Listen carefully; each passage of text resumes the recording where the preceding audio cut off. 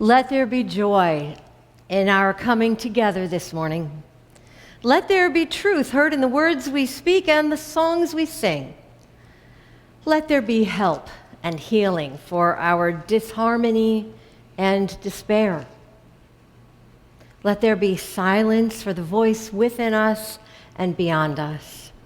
Let there be joy in our coming together. We light this chalice in gratitude for the community that we share together, for the warmth of community and the fire of commitment. Today, in this morning's service, we are focused on the reality of our bodies, a topic so important to explore together in community, and especially in religious community, because tragically, religion is responsible for so much of our heritage of body shame. So much fear and anxiety about the natural processes of the body. So much repression of erotic love, which is a source of joyful power. So much formal, doctrinal demonization of women's embodied reality. Here in the flesh is all that we can know, goes a hymn. It's number 321, and I thought about singing it this morning, but honestly, the tune was even harder than the one we just sang, so I was like, I'll just share the lyrics. Here in the flesh is all that we can know, all beauty, all wonder, all the power, all the unearthly colors, all the glow, here in the self, which withers like a flower. Together in community, we're grateful for all the kinds of bodies that gather here. All ages, colors, genders, sexualities, sizes, abilities. Now from where we are seated, when I breathe in, I'll breathe in peace. When I breathe out love. Just say that with me if you can. Remember it. When I breathe in, I'll breathe in peace. Breathe in peace. When I breathe out, I'll breathe out love.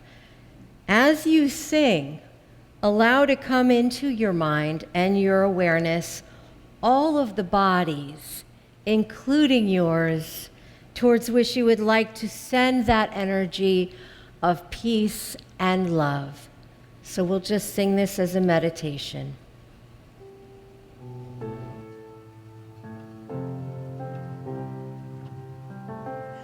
This morning's reading is called Sponge Bath. It's a poem by Mary Elder Jacobson. At first, to let him know I'm here, I start with song, a kind of coo or croon. My voice breaks, morning waking into lullaby. I test the water at my wrist, here, the bare pulse point. Not hot, not cold, just warm. I dip the soft infant cloth into the wash basin, swish and squeeze. Damp, not dripping. I bring some order to our routine. Begin with crown, brow, temples, traveling the topography of the face, ears, eyes, mouth, nose, all our animal pathways. I grow humbled by the whole of us, this space I find myself within, caring for another being, my newborn at home, only a few days old, a kind of gift that overwhelms to know we've only just begun to say hello. At first, to let him know I'm here, I start with a song, a kind of coo or croon. My voice breaks, morning waking into lullaby. I test the water at my wrist, here, the bare pulse point. Make sure it's warm, just right. I dip the soft terry washcloth into the basin, swish and squeeze. Damp, not dripping. I bring some order to our routine, begin with crown, brow, temples, traveling the topography of the face, all the tender pathways to sound, sight, taste, smell, I've grown humbled by the whole of us, the space I'm standing in, caring for this other being, my father only days from passing here at home. A strange kind of gift. It overwhelms to know we've only just begun to say goodbye. This reflection is called Brother Ass. And these are reflections from the front row vantage point of parish ministry, pastoral ministry, especially that part that is related to sickness and aging. In other words, life itself. I'm going to give away my conclusion right away. I'm going to get right to the point rather than lead up to it. Here it is. I am constantly and perpetually astonished by the incredibly harsh and judgmental way that even the kindest people I have ever known will talk to themselves about themselves, and especially about the fragilities of the body. The meanest things I have ever heard most of the people I've met in 26 years of parish ministry say have come out of their mouths about their own dear selves, their own bodies when their bodies exhibit weakness or imperfection. It's wild. Saint Francis, who lived in the 13th century and founded the Franciscan religious order, called his body Brother Ass, and he called his illnesses, his many illnesses, sisters. He'd been captured as a soldier as a young man, and he spent a year in a filthy, dark prison, like practically underground, existing on rotted bits of whatever his captors threw him, not much, and he came out a skeletal mass of suffering. He had a long recovery, but he was always, for the rest of his life, to endure a lot of chronic illness. Very, very painful conditions. Given all of that, I find a sweet sense of intimacy in Francis's name for his body, his recognition that we are, after all, animals. But just as donkeys bear burdens and get you places, so do our bodies. If I tell you that Francis would often take a knotted rope whip to his own flat flesh for the practice of mortification, you would probably think, oh my God, what a neurotic fanatic. What kind of creepy masochistic behavior was that? And we know that has been a practice for some people. But, you might think, well, hadn't he suffered enough? Why would he do that to himself?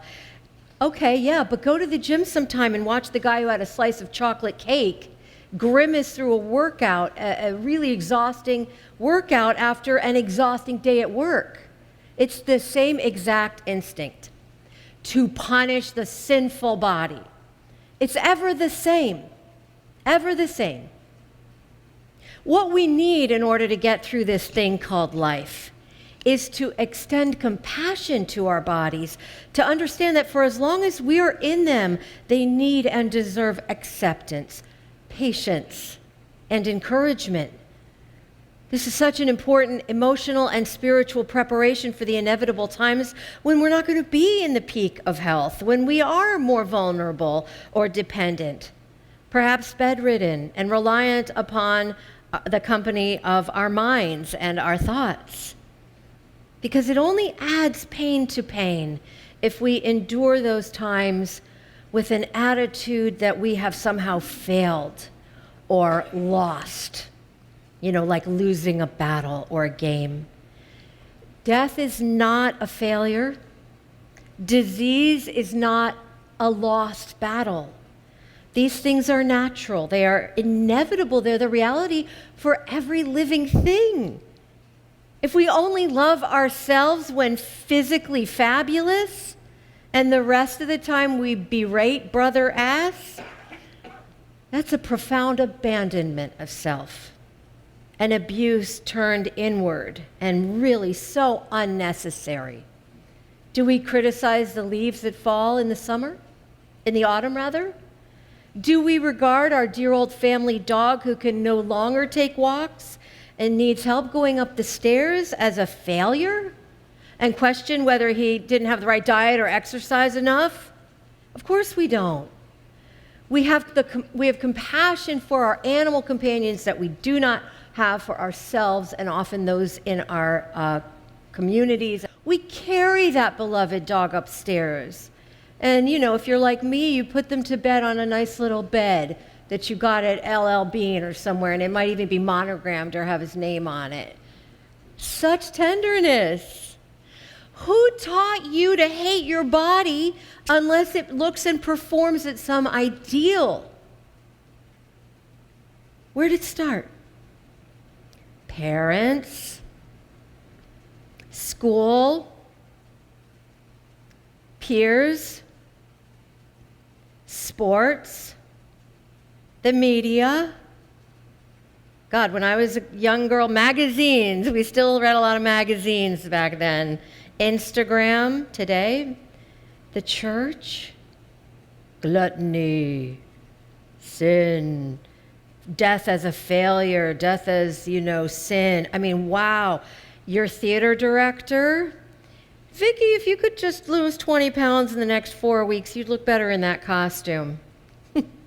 The gym, CrossFit, racism, ageism, the fashion industry, sample size 0, Hollywood, wiping the lines off the faces, CGI, romantic spouses and partners, diet culture, the advertising industry, siblings, pornography.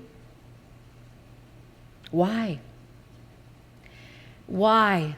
We have to interrogate that. Who benefits from getting inside your head and convincing you that the body you have is unacceptable in whatever condition it is in? Who benefits from that control? Who makes money from instilling you with insecurity? Big, big questions. I was about 20 years old backpacking through Europe, England, actually, at that time. I was on a train, and I'd been alone with my thoughts for the first time in my life for like 3 or 4 subsequent days. No friends around, nobody to talk to. I mean, I was obviously talking to people, but I really became aware as I looked. I remember this moment so clearly. I looked in the reflection in the door of the train. I was standing like in between cars, and I was holding my backpack, and it had a big belt around the waist, and I caught sight of myself, and I could hear really loudly for the first time in my life my inner dialogue about my body. I could hear it, and it was so judgmental, absolutely awful things. I was tearing myself apart, and I realized, oh my God, I have talked to myself this way. I must be talking to myself this way all the time, and I just don't realize it. And I vowed right then and there, I said, that is cruel. I wouldn't talk about anybody else that way, and I'm going to stop it. I'm going to make sure that I'm aware of this inner voice, and I'm not going to continue to say vicious things. These vicious things came from my mother, my father, and their body issues, and our sick culture. And I promised myself that I was going to be grateful for my body, which was strong and healthy and worked well in every way I needed and wanted it to. And I said, I'm going to appreciate this body forever after, whatever it can do, as long as I have it. And I've kept that promise, and it's hard. It's a spiritual practice. And along the way, I broke generational patterns of self-hatred among the women in my family whose body size and shape I have inherited. Generations of that. We develop adversarial relationships to our bodies because that's what we see the people around us doing and saying, and we hear them saying it from the time we're little tiny people. Unless it is combated with support and intentionality, that attitude constricts and begins to limit our options for flourishing.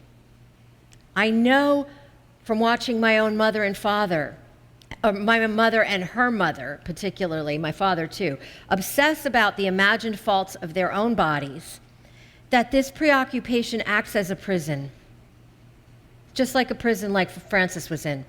And it locks them away from joy, from authentic relationship, erotic liberation, and the freedom of the mind to pursue meaningful interests. What could my mother and other women accomplish, this is a side note, and achieve towards social change if they weren't constantly counting calories and talking about what they ate? How much more peaceful, content, and fully present could many people we know be if they were not carrying on an internal conversation persuading them that they are less of a human being than they previously were for losing their hair or having hearing loss or getting into a state of, for having limited mobility, impaired vision, hot flashes, and other natural consequences of aging. Imagine subjecting a baby to that lack of compassion that's often playing on a loop in our unkind internal dialogues. You would never, right? A baby is dependent. And so are we. So are we. Our bodies are maturing every minute, turning over cells, renewing and growing when we're young. And then, when we're done being young, we reach that beautiful peak and then we start aging. We need a richer vocabulary for aging.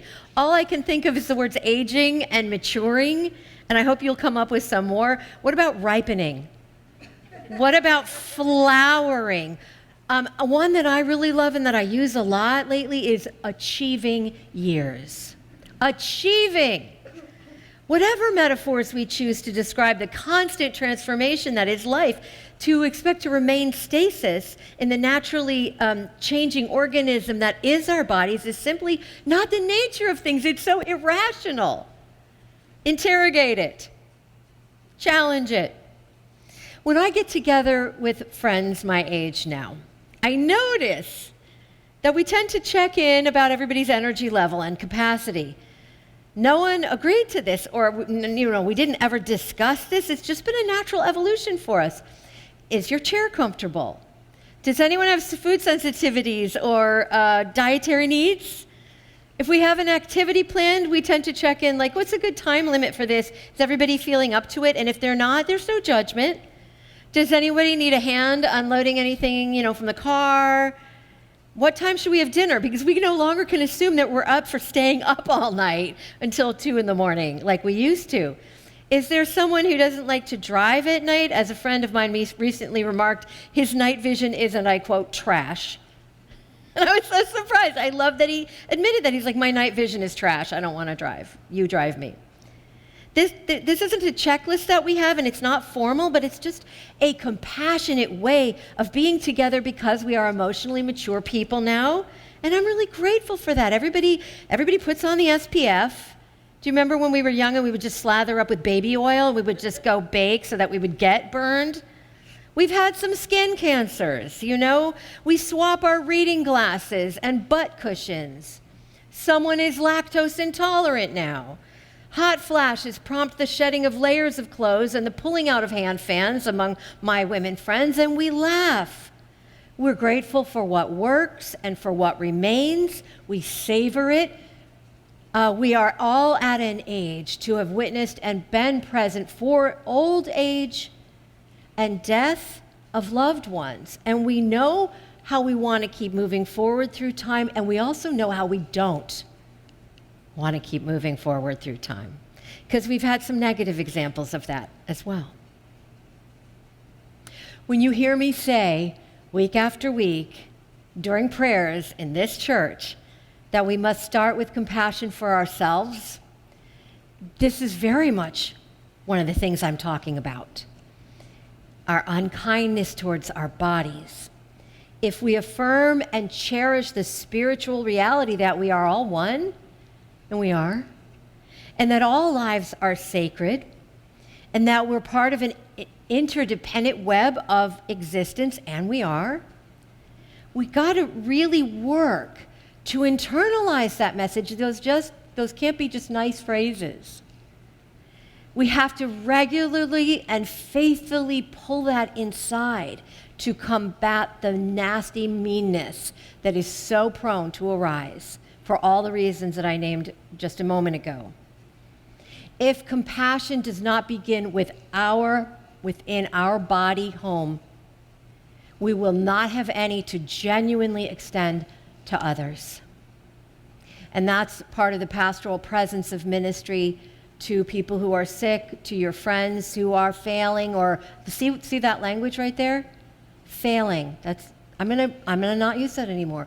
Who are declining in health, whose strength is diminishing. If you don't have that compassion, you can't be present to them because you'll be freaking out. You'll be freaking out yourself. And I add a coda for our time for this moment of 2023, the pandemic. Yesterday, I read an article in The Atlantic that referred to COVID as a mass deterioration event. And so what this means is that we're living through an era of widespread chronic and debilitating illness from people who've had COVID and have now lasting consequences from it. And there is an impact that we will be feeling, that we may already be feeling, that is across the entire society. We're only just beginning to see this. So the compassion that we generate for brother ass and sister illness will not only benefit and serve us as we move together through all the evolution of our lives, it will help us to bring more care, thoughtfulness, and love into the wider community, which, as you know, tends only to respect speed, youth, productivity. Faster, faster, better, better, more, more, right? Performance. As Marnin plays some music, please take a few moments to reflect on your body, on your relationship with it, and what you would like to cultivate in that relationship going forward on the path of this life. And you may choose to anchor those commitments during the ritual of healing and wholeness. Blessed be. I want to send us forth with words attributed to St. Francis. Where hate rules, let us bring love. Where sorrow, joy. Let us strive more to comfort others than to be comforted, to understand others than to be understood, to love others more than to be loved. For it is in giving that we receive, and in pardoning that we are pardoned. Be kind to yourselves. Attend to that inner voice of critique. Challenge it. Banish it. Cultivate gratitude for all that your body is, all that it has allowed you to know and to be. It is a house of your soul and ultimately a vehicle for love. As we leave the warmth of this gathering, may we go forth in gratitude to love, to heal, to serve, and to learn. And let the people say, Amen and Amen.